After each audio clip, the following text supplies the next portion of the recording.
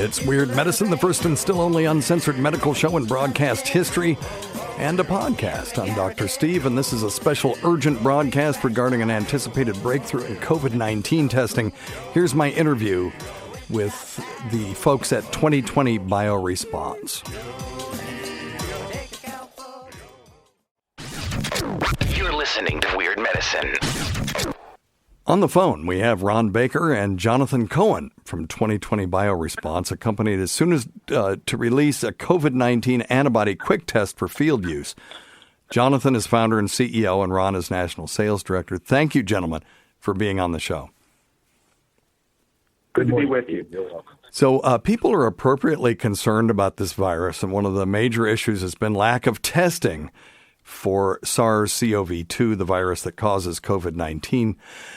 So your announcement that you were coming out with this test came somewhat as a relief, to put it mildly. Tell us something about this test.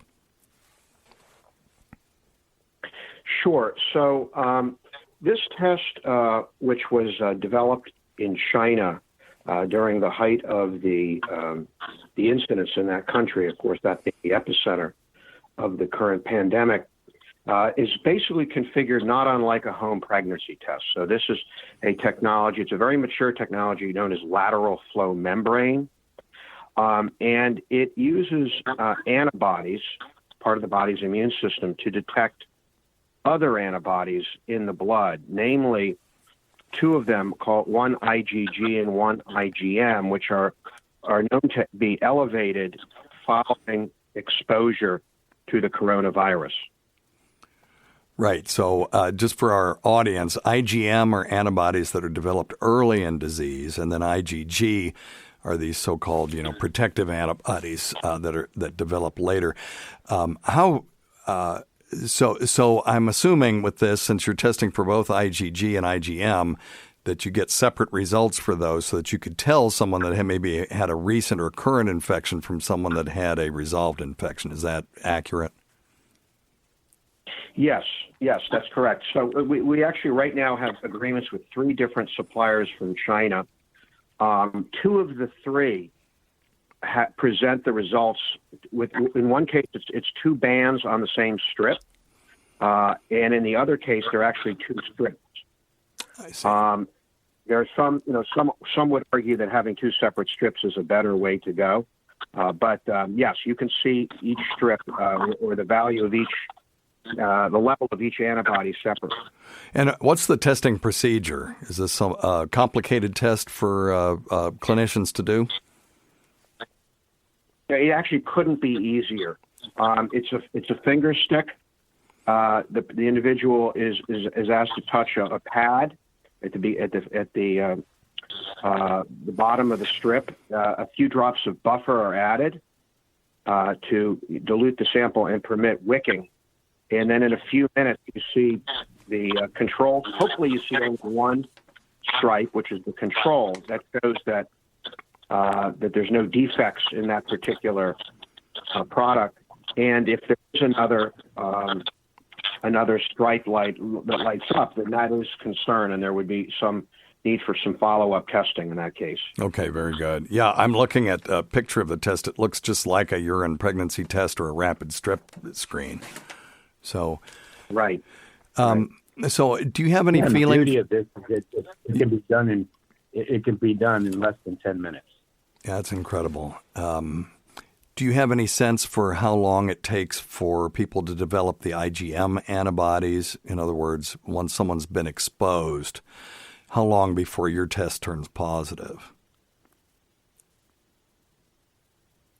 Yeah, I want to point out we did not develop these tests. Our role is really to source them from the believed to be the best sources in China. There are many companies, I will point out to your listeners, that there's a lot of companies, especially in China, but perhaps outside of China, that are now marketing very similar products, or if not identical.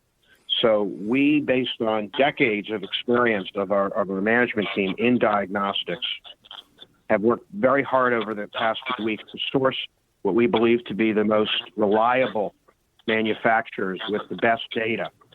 and we're going to be implementing our own quality control program as well, both in China and in the United States. We rely on the data from both of the manufacturers as well as in the general literature. But to answer your question, most of the reports suggest that the IgM is elevated about 4 to 7 days after initial infection. Okay. So one question I had about this is, okay, so now this thing rolls out on a major scale in the United States. When people have, let's say, a positive IgM test or even an IgG test with this, what's the protocol for follow-up? I'm assuming this qualifies more as a screening test, so we would always want to do something more specific afterward. Or is that true? And then would these results be reported to some database at the federal government or the WHO to add to the number of positive cases in the United States?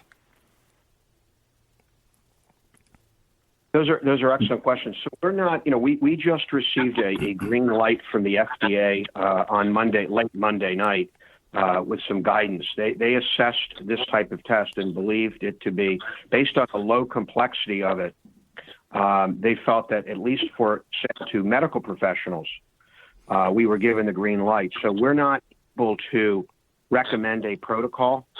You may see, however, other organizations from either the U.S. government or possibly the WHO may recommend particular next steps. But in general, obviously, more information, more accurate information is a good thing, and people can take the steps that they believe they need to take to protect themselves and their families and those around them. Absolutely. So the U.S. increased its case count by 3,551 cases yesterday. I just checked the WHO SITREP. And how much of that is due to increased testing, do you think, rather than necessarily increase in viral load in the community? Or do you have a feeling for that? Well, for one thing, we know that there was a shortage of available tests to begin with. So I think the more testing the more test options that become available, the more reported cases you'll see. Yeah, I think so too. Well, let's talk a little bit about the accuracy. What's the sensitivity and specificity of this test? My audience is pretty sophisticated, but we'll go over what those mean. Sure. So, once again, as reported by the manufacturers, they range at the top level of the sensitivity of 98%.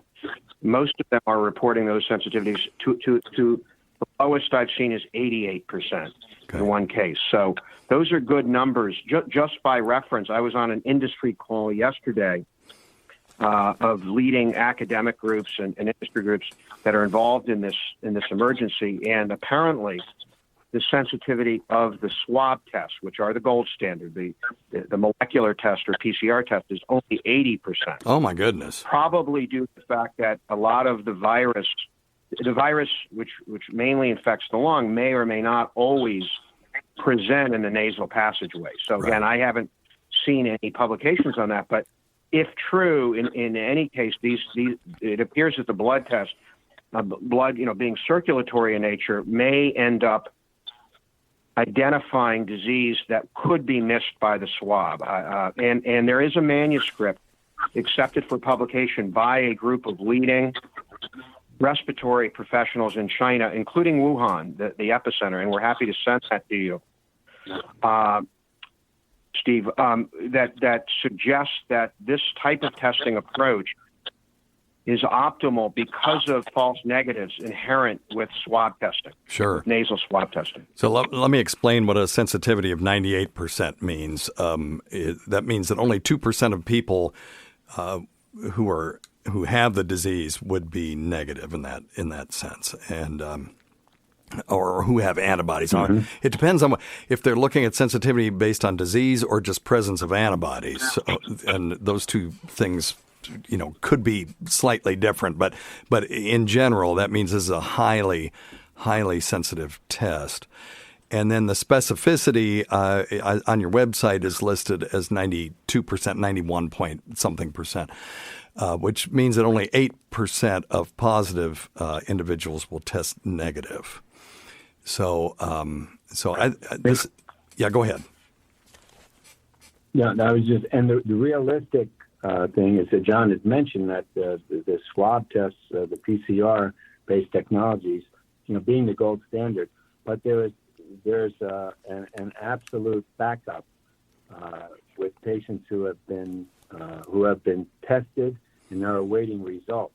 And this is national. Yes. We've talked to many people, both on the laboratories, in laboratories at the State Department of Health, County Department of Health, who all say the same thing, that people are now waiting 3, 4, 5 days for the results. And that's causing a lot of concern, which makes, tests like we're offering, these type kits, makes it really a godsend to help alleviate this crunch.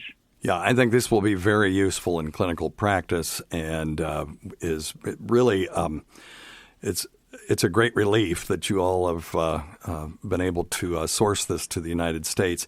When is it going to be released? How many units will you have? What are we looking at in the near future? Sure. So this is a situation that's literally changing by the hour. Since we issued a press release only on Wednesday, just barely, not even 48 hours ago, we've had constant demand, and we have a website, if I may. Absolutely.